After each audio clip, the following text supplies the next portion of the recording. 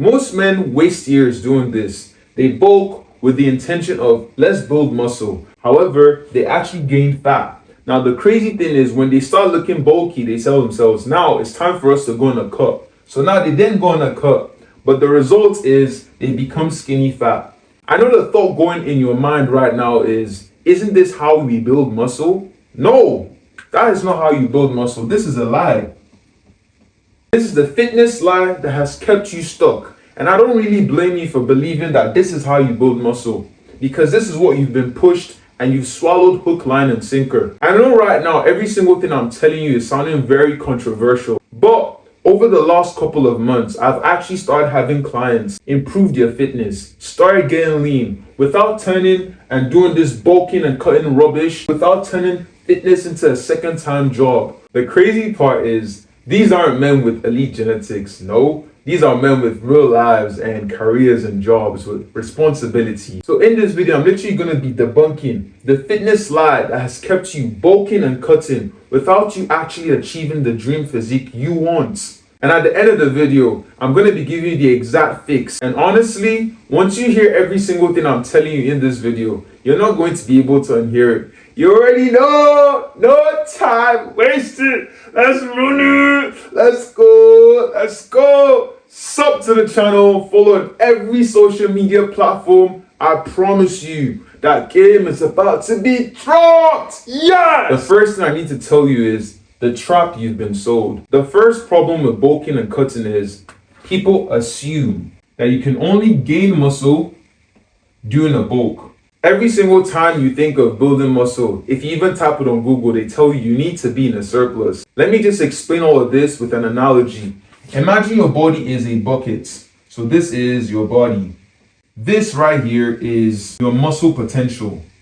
Every single year, your body has a capacity to build 5 to 10 pounds of muscle. And now they tell you need to be in a surplus. But guess what? With the knowledge and information that the fitness has told you, it's time for us to build muscle. You tell yourself, let's eat as much as we possibly can. And you go on a bulk. Now the problem is some of you guys will go on a bulk, eating around 700, 800 calories. I know that some of you guys even do 1K and above. Now the problem is, by the time you reach the muscle potential that your body can build, the rest is being converted to fat. And now your face looks puffy, you look bloated, but that's not even the problem. You then tell yourself, we need to trust the process. Really? The process, brother, has given you love handles. The next thing I then had to talk about is the summer problem. Now, this is the second issue with bulking and cutting. You go on the winter arc.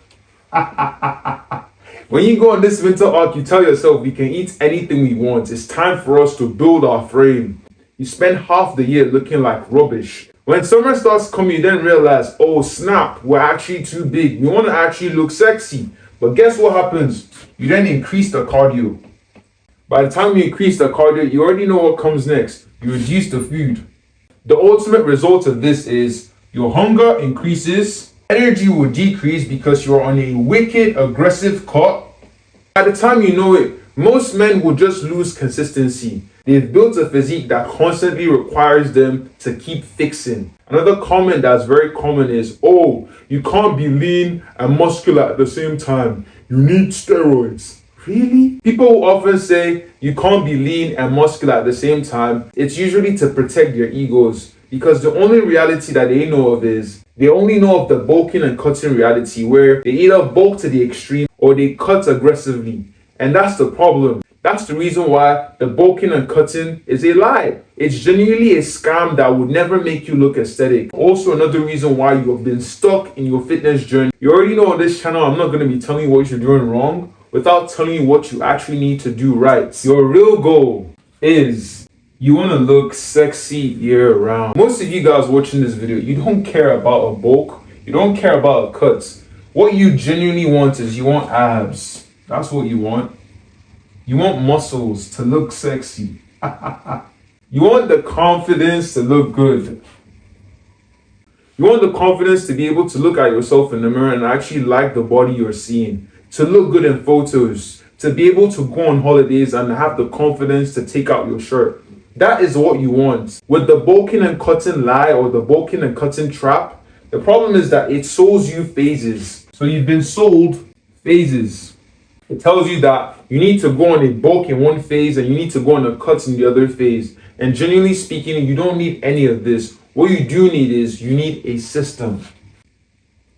And I often say this on this channel, system simply means save yourself stress, time, energy, and money. And I'm going to be breaking down the 5-pillar system that's going to get you the results to make you look aesthetic. Yes. Honestly, if you're not subbed to the channel with this much game I'm giving, what are you doing? Sub to the channel. Stop breaking my heart. Now, the first pillar we need to discuss about is your calories.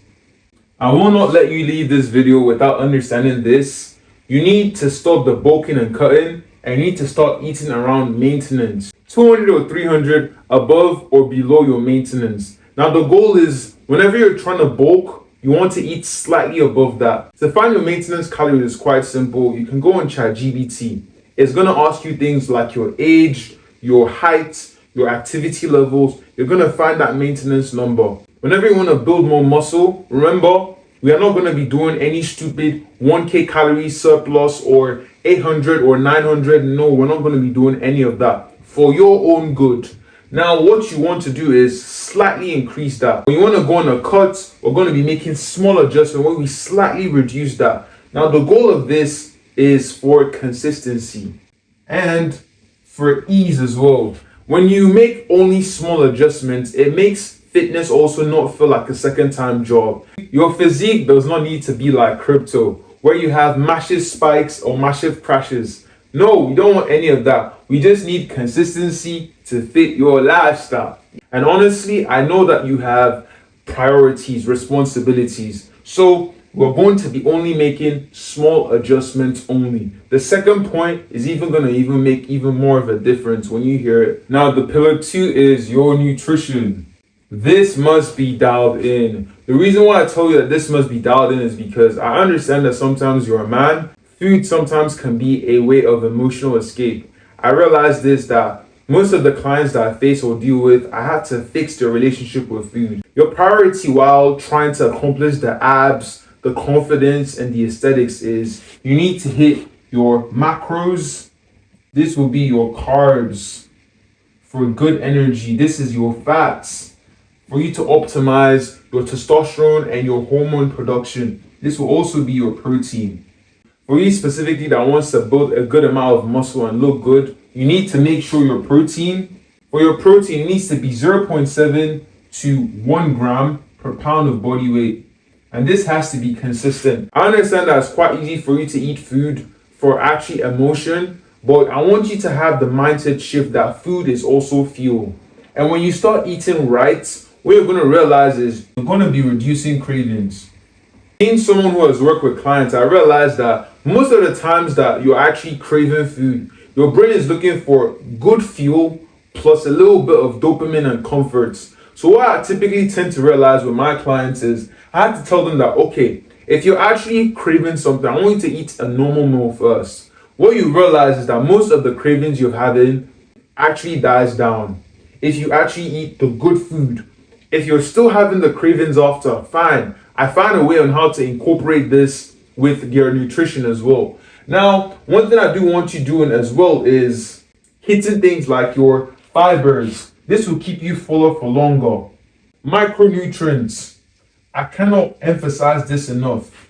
A macronutrient will determine how you look, which is probably the way I'm looking right now. However, how you feel on a day-to-day basis is based off on your micronutrients. So you need every single thing dialed in. And one more thing I had to just tell you is how you eat it. For your normal foods, I want you to slow down while you're eating. It's very, very easy for you to be dopamine eating, and I don't want you really doing that because that's a very, very easy loop for you to just overeat. So I want you to be eating mainly slowly. Try and chew your food better. An advantage of this as well is you're also going to start developing your jawline, and you want to prevent you overeating. Pillar 3 is cardio. I know anytime you hear cardio, you're probably already like, snap, cardio.